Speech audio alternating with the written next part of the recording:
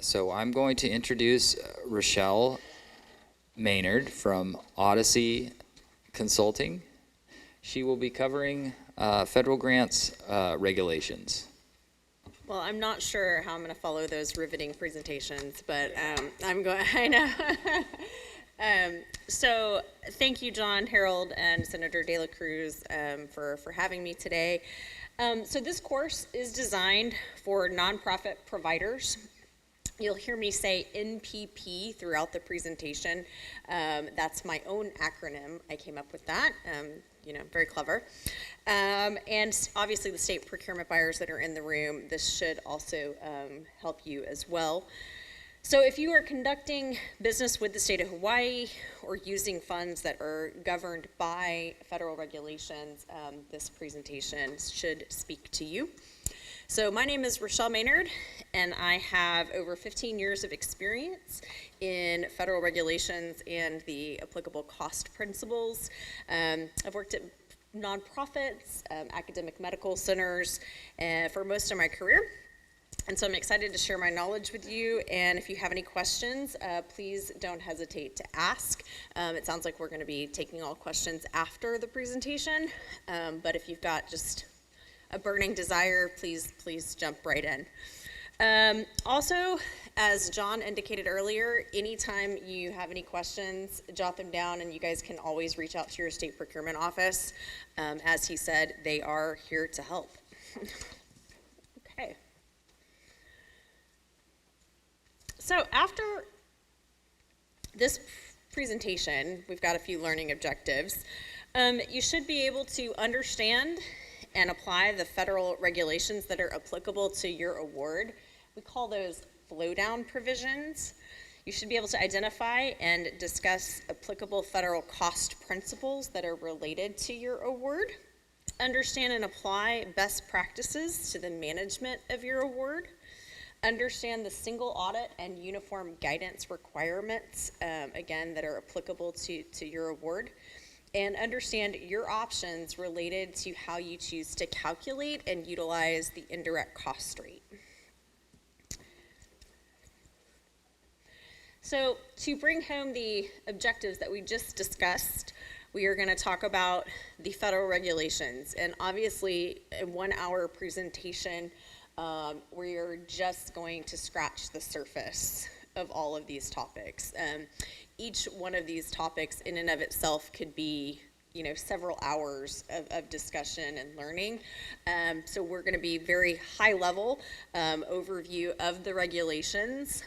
We're going to talk about how to apply them to the types of funding that most of you or most of your organizations receive. We'll talk about the flow-down requirements that again apply to most of your awards funded with federal dollars. And then I'm going to provide some recommendations and best practices about how to manage those funds consistent with applicable regulations. So we'll take a look at the cost principles. I'm sure most of you that have been working in the nonprofit sector have heard the term cost principles before, but we will dive a little bit deeper into that, and I'll provide some examples of costs and situations that will help you make the best spending decisions using federal funding. We'll also look at the purpose and the guidelines around indirect costs, so how to determine what rate is applicable to you and what is the best practices and maximum thresholds. And last but not least, we will review the ever-dreaded audit requirements and what's required when you have a federal award in terms of being audited and how you go about getting that completed. Okay, so let's talk about federal regulations. What are they and why do they matter? So to establish sort of a relationship baseline, the next slide illustrates just the very basic high-level flow of funding. So the federal government has given the state of Hawaii funding to execute certain objectives, and then the state of Hawaii has said, hey, we're then going to in turn award that to nonprofit providers. By doing that, those funds that end up in the hands of the nonprofit providers has strings attached, essentially, right? It has requirements and certain applicability that wouldn't come to it otherwise if it didn't come from a federal source, right? So again, when funding begins with the federal government, we have to then take into consideration the regulations and other things that flow down from the federal government to the state and then ultimately to the nonprofit provider. As Harold showed, there is a life cycle of the award, right? So there is a planning phase, an opportunity is identified. This is happening at the state level where they then receive the federal funding from the government. And then again, they decide how they're going to distribute that money to the nonprofit providers, and that's usually through the RFP process. Once the award is made to the nonprofit provider, you guys then start project management and execution, and then ultimately completion and closure. So for our purposes, we're gonna stick to these two areas, project management and execution, and completion and closure, because that's, again, Harold got you to the part where you've got the award. Hopefully you've been successful with your RFP. And so now we're gonna talk about what you do when you spend the money that you got. Okay, so once you have that award in hand, it's imperative that you become very familiar with that award document, right? You're going to look at the period of performance so that you know the dates of your award. A lot of this is going to sound really basic, but you'd be surprised how many people kind of take for granted that they know what's in that document, and they really might not. So again, remember to look and see what your budget and your budget ceiling is. As Harold indicated, a lot of the awards have staggered payment structures. So you get 85%, but then 15% of it might be held back for some performance measures. So again, being aware of what your budget requirements are. Also, individual awards may have different reporting requirements. Again, as Harold indicated, that 15% might have to come back to you after you've submitted a report or some type of deliverable that indicates what your performance measure was that got completed, right? So you need to be aware of that. Also, we're talking about federal terms and conditions, but there are state-specific terms and conditions that can be included in your award as well, or also very specific award terms and conditions. So each individual award is its own document, and so they can put things in there that are related to that particular mechanism as well as that particular statement of work. So just be aware of all of the things contained in your award. And then we'll talk more broadly in the next slide about the overarching requirements. So as we said, the award terms and conditions, that's where you start. And then you may have your own nonprofit provider policies and procedures that you have to abide by. The state of Hawaii will also have regulations that you have to comply with. The agency or sponsor, that could be federal or state, like for instance, DHS, may have its own regulations that are applicable, and then you have all of the federal guidelines as well.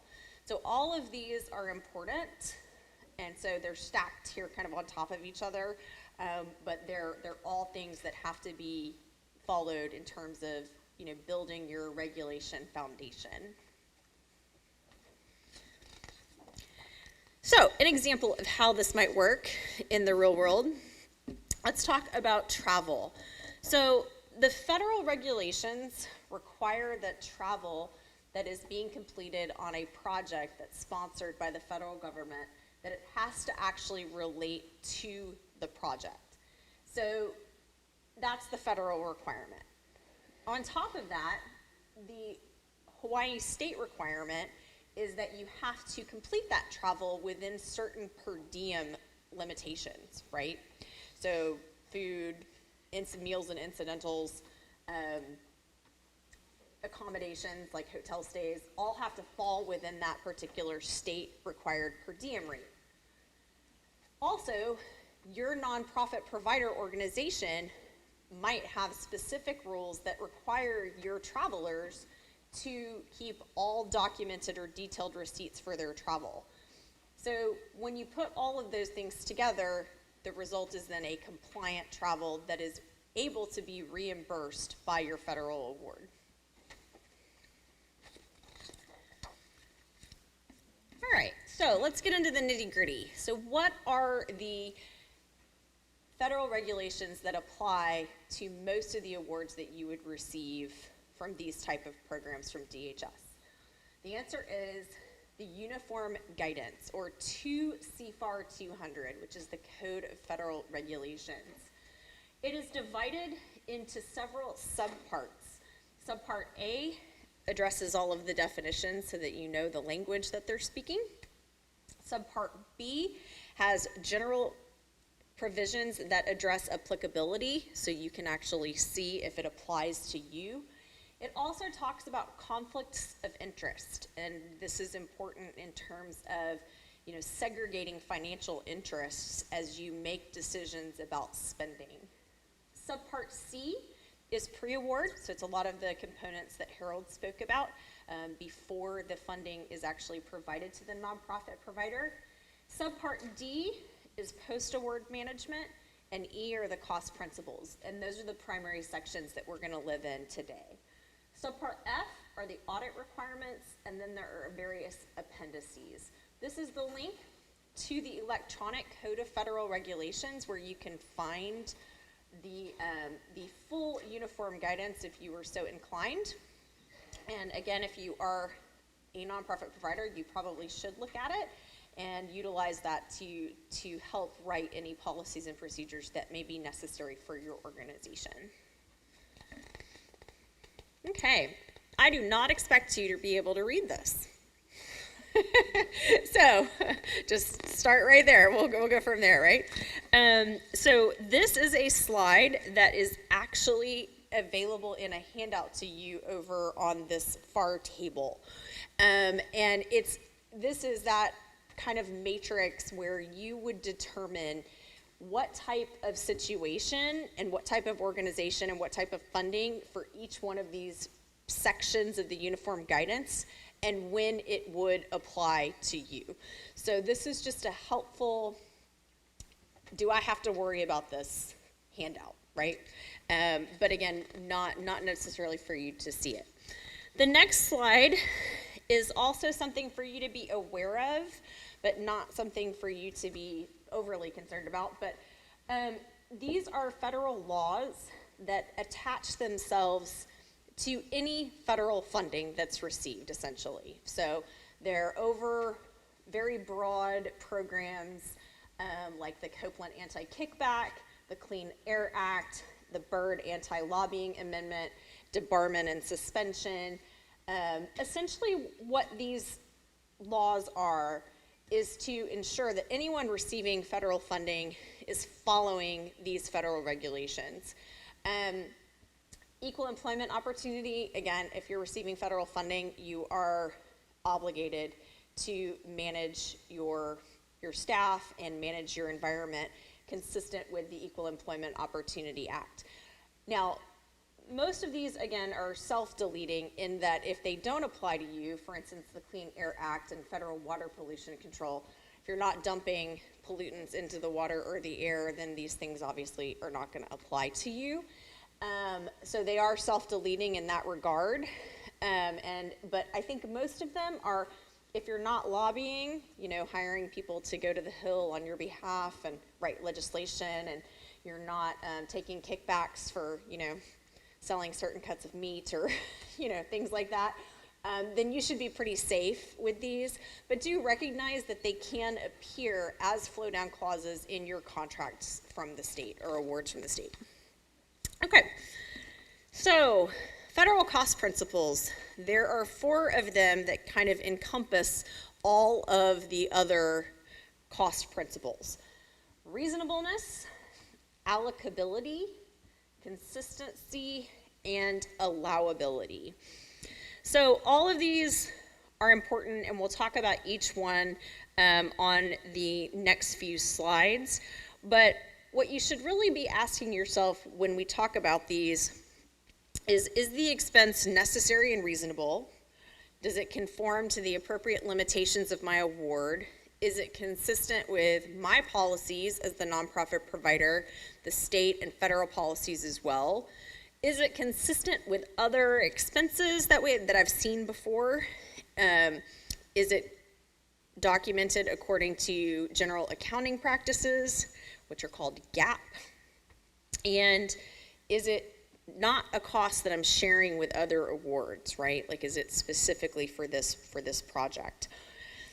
Some things that are important is that it's documented. So I'll continue to kind of hammer that home as we go through. So the next slide talks about allowability versus unallowability, and you also have a handout that goes through and provides like a checklist of basic allowable and unallowable expenses. There's obviously things that are very clear that would be unallowable. Obviously, advertising and marketing for your particular organization, you wouldn't be able to charge that to an award that has federal funds. Alcohol, meaning drinking, not rubbing. And office supplies, all of those things would be items that would be technically unallowable expenses. Now, potentially, there's always exceptions to that, and we'll talk about those in a minute.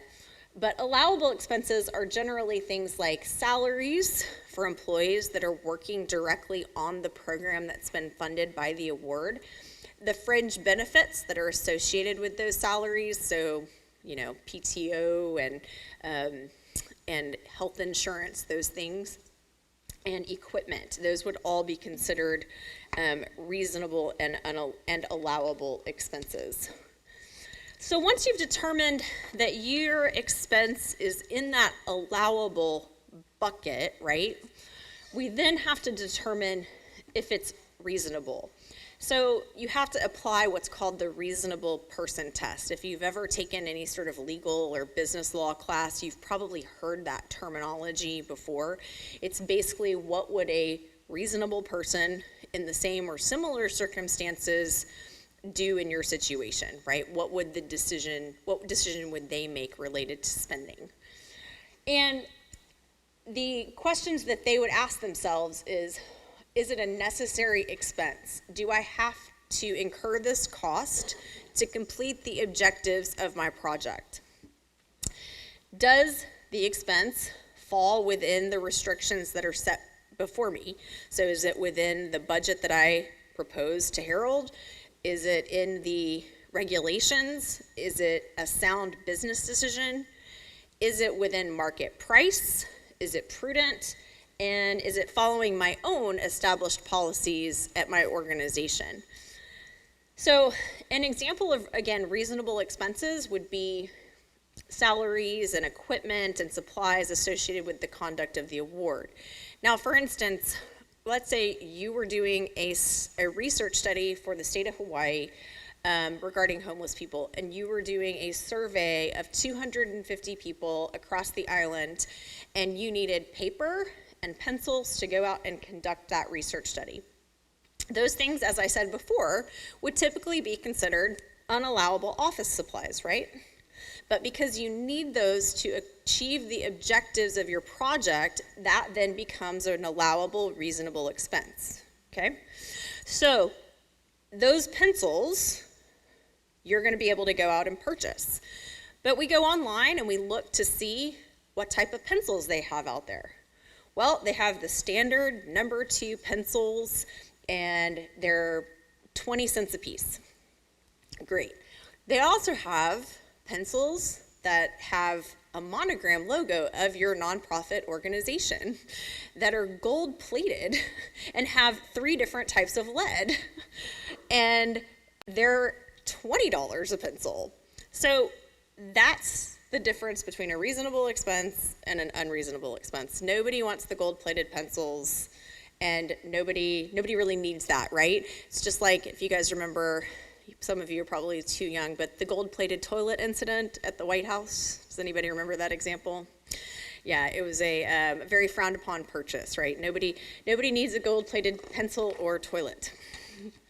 Okay, so once we've determined that it is allowable and reasonable, we have to determine if the expense is allocable. What that means is, and allocability is really a made-up word that the federal government created when they wrote the uniform guidance. So they do that a lot, actually.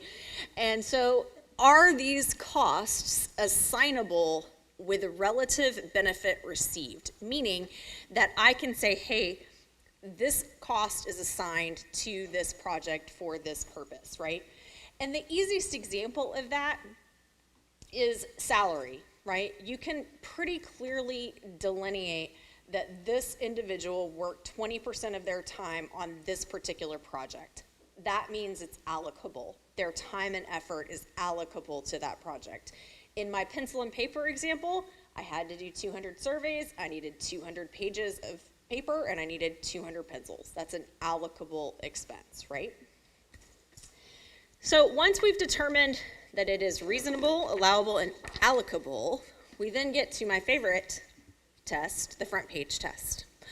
So you want to make sure that if it ends up on the front page of your local newspaper, that you are not scared, right? Nobody wants to read the headline, local Hawaiian nonprofit provider bought gold-plated pencils for homeless survey. That's not a headline that we want to see, right? So if you think you've met all of the objectives, just make sure you run it through that front page test before you make the purchase and charge it to your federally funded program. So the next question that you want to ask yourself is this a direct or indirect expense? And some of this might be intuitive, but again, we're here for questions after if it's not. So again, direct expenses are those expenses that are directly allocated to the performance of the project that you're working on to achieve the objectives of your award. Indirect expenses are how you turn the lights on, right? How you pay for your rent, your utilities, general office expenses, pencils not for surveys, right? How you are going to pay your support staff and people who aren't working on the project, but maybe your accountant, those type of things, right? Those are indirect expenses that you wouldn't be able to directly allocate to a project. And so that's that dividing line. And we'll talk about how you get reimbursed for those type of expenses in the next slide. So the uniform guidance does provide for reimbursement of indirect expenses, but at a set rate. So there's two different pathways that you can take. The first pathway is to develop what's known as a federally negotiated rate. And some of your nonprofit organizations may already have that. It's essentially where you go through and you work with your cognizant agency to prepare an indirect cost rate proposal. You submit that to your cognizant agency, which is usually the agency with which you receive the most funding. So in this case, it would be DHS. And once that proposal is submitted and approved, you would then have what's known as a federally negotiated indirect cost rate. And that's the rate that you would be able to utilize on all of your proposals that are federally funded. And those rates vary. So some nonprofit organizations might have a 20% indirect cost rate. I believe Harvard University's indirect cost rate is currently 101%. So, go after those federally negotiated rates. But most commonly, nonprofit providers use what's known as the de minimis rate, which is the federally allowable rate of 10% that you're able to tack on to your direct cost budget. So in the next slide, we will show you an example of how these are calculated. This looks very complicated, but I assure you it's not as complicated as it looks. So essentially, what this example is that if you have a total award budget of $100,000 and you're purchasing a piece of equipment of $20,000, the $20,000 piece of equipment can't have indirects charged to it because it's a distorting expense. So it's removed from the indirect cost calculation, And what's remaining is the $80,000 direct cost budget that we would divide by 1.10, which is your 10% rate, to get what's remaining as the $72,000 direct cost budget. Then we take the $72,000, multiply that by the 10%, and that gives you your indirect cost amount of $7,273. So your total award is still $100,000, $20,000 for equipment, and $7,273 for indirects. And what that indirects to you means, that's your operating budget. That's how you get your operating budget for your nonprofit. That becomes how you pay the rent, how you pay the lights, how you pay your staff that's not directly accounted for in a project cost. Does that make sense? Excellent. So, in addition to the federal cost principles, we want to also ensure that we have good financial management practices. And it's important that we are accurate, efficient, have account integrity, and have good stewardship, which means good stewards of the funds. So as recipients of federal funding, that federal funding always originates the same place, right? Taxpayer dollars. So it's important that we have these financial management principles upheld when we're using these dollars. And these are the things that your auditors are going to look at as well, in addition to compliance with the federal cost principles. So as we are making purchases, we have some procurement requirements. This is what's called the procurement clause, and I did not make this up. It's actually in the uniform guidance. I did not make this graphic. And each one of these purchases has its special requirements that we'll go over in the next slide. But for all type of procurement, again, it has to meet the cost principles. It's got to be necessary, reasonable, and all that stuff.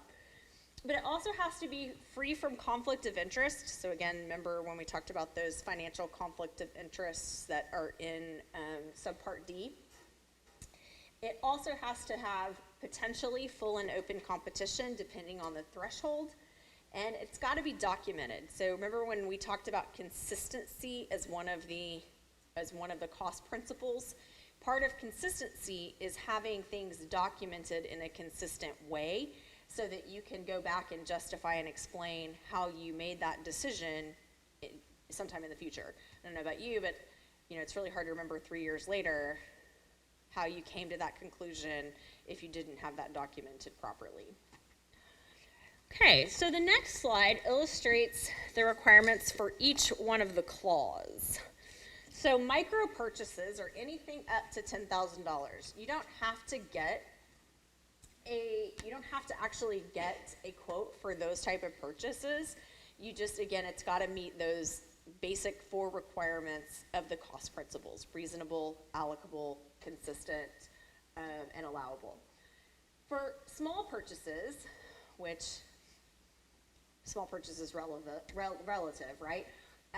But up to $250,000, a quote is required. Sealed bids are required for construction projects, and anything over $250,000 requires competitive proposals. A lot of times, some things are going to have what is known as a sole source. And this is where you only have one provider that's able to provide that good or service. In the scientific world, this happens a lot, right? Because you've got specific scientific expertise or equipment. And so these just require really strong documentation. There's no competition in a sole source because you're trying to say that they're the only ones out there. But you just have to have that documented appropriately. Okay. Sometimes you're going to need other people's help to accomplish the objectives of your award. And that's when you are going to initiate a subcontract with that collaborator. And it's always best practice to have what is known as a subrecipient monitoring plan. This is also a good idea for the state to have a plan with you guys as the nonprofit provider. And that plan should have performance metrics. Those could be the performance measures that Harold talked about in his presentation. There should be cost measures, deliverables that are required, obviously compliance with regulations, audit reports if you're required to do so, and all of those things combined create a good monitoring plan that set everybody up for success. So whether you're on the giving end of the plan or the receiving end of the plan, it's a good idea to have one in place so that everybody's on the same page moving forward. So what's important for you to know in terms of maybe as you walk out of this room, what do you need to do right away? So policies and best practices. If you're receiving federal funding, these basic policies really should be in your current policy repertoire as a nonprofit provider. You should have an accounting policy. So how do you deal with accounting transactions, financial reporting, those type of things? How do you manage financial conflicts of interest? How do you identify them, report them? What are they? Do you have any? Procurement. How do you go about making decisions? And these can be very simple in terms of, hey, my procurement policy is I follow the uniform guidance. It's reasonable, allocable, I use the bear claw. Those things can be, as long as you're doing that, that can be your policy, that you follow the uniform guidance. Travel, another policy that's required. You should have documented, what type of receipts are required, what your guidance is, do you use per diem or actuals? All those 4 policies are necessary if you're receiving federal funding. You'll want those documented. Practices. Internal controls are important. This is setting up a checks and balance system, right? So making sure that the person that is requesting funding isn't also the one approving it, right? So, or requesting a purchase isn't reviewing it. This is difficult when you're a one-person organization, right? But that then becomes really important why you have consistency and documentation, because those type of situations do exist. But if you have a larger organization, you'll want to have those internal controls built in, and again, those relationships documented. We call that segregation of duties.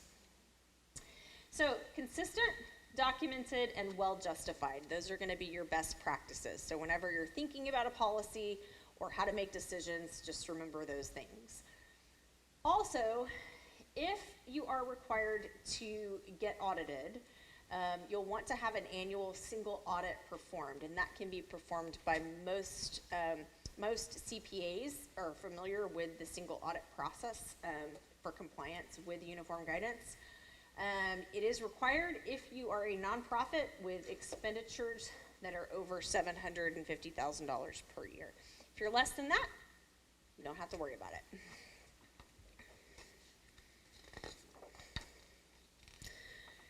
Okay, so your award is coming to an end. The complexity of your closeout is going to mirror the complexity of your award. So if it was a small award, your closeout's probably going to be pretty easy. If it was really complicated with lots of holdbacks and that 15% you're waiting on and lots of deliverables, then your closeout might be a little more challenging. But you want to make sure that you're looking at all of the financial considerations. Did you get all your money? Did you spend all your money correctly? Can you document that? How are you disposing of any equipment that you purchased? Usually, as the recipient of the award, you would retain title to the equipment that you purchased, but sometimes you might not. You might have to give it back. Same with any property that you utilized that you might have leased or had some sort of property share arrangement. You might have to submit a final report to, again, get that remaining 15%, and then you might have to submit an audit, so you might want to make sure you've got all your records retained. So what happens if you don't comply with federal regulations? It's not good, right? as you can see, these are some pretty high-profile names up here. You've got Yale University, University of Massachusetts, Harvard, Johns Hopkins, Florida International University. And then you can see on the right-hand side, the numbers are pretty big, $11.5 million, $3 million, $2 million. Lots of fines because they didn't use the money correctly. That's what it boils down to. A lot of these are infractions for cost transfers, time and effort allocation, but basically it boils down to they didn't charge the right expense to the right project, right? So they weren't following those cost principles that we just talked about. So it's always a good idea to, again, make sure that you are following those principles and documenting them appropriately. These are the top audit findings. So conflict of interest. So again, we talked about that when making procurement decisions. That would mean, you know, that let's say you are spending $500,000 a year on a particular service, and you own stock in the company that you're going to without getting any bids, or your brother-in-law owns the company that you're utilizing and you're not getting any quotes and they're not providing the best deal. That would be a conflict of interest, right? Inaccurate financial reports. So again, not documenting correctly what actually took place on the award. Inappropriate charges, gold-plated pencils. Inadequate time and effort records. So not keeping track of the time that a person spent on a project. There's many ways to go about doing that, but not keeping records is not an option. Unallowable costs, inadequate submission of reports, excess cash on hand. That's probably not that big of an issue for you guys, but if you do have a petty cash fund, making sure that it's appropriate to your need. Lack of documentation, that is the number 3 audit finding. It's huge. Commingling of funds, meaning that you're paying for award expenses with indirect costs, etc. So, right, you're commingling your money that's used for the direct expenses versus the indirect. And this doesn't mean having separate bank accounts necessarily. What it means is that you have an accounting system, whether that's QuickBooks or an Excel spreadsheet, that actually shows that these are the funds that are segregated for this project, and these are the funds that are segregated for my operating of my business, and then these are the funds for another project. And untimely submission of reports. So again, back to knowing what the requirements of your award document are and following those and keeping track of them in some methodology. All right, so references. There are a few that you can look to if you have questions. There are several different grant-making organizations, HUD, NSF, NIH, NASA, DOE, that have lots of different policy manuals and guidance that you can look at, and then obviously the uniform guidance itself. But these are all really good resources. Helpful tip, pro tip for nonprofit providers, a lot of policies and procedures are available online if you look at university websites. So a lot of times they have the best of the best in terms of policies that are compliant with uniform guidance, and you can find those on the web and kind of rejigger them to work for your organization. All right, that's it. Thank you guys.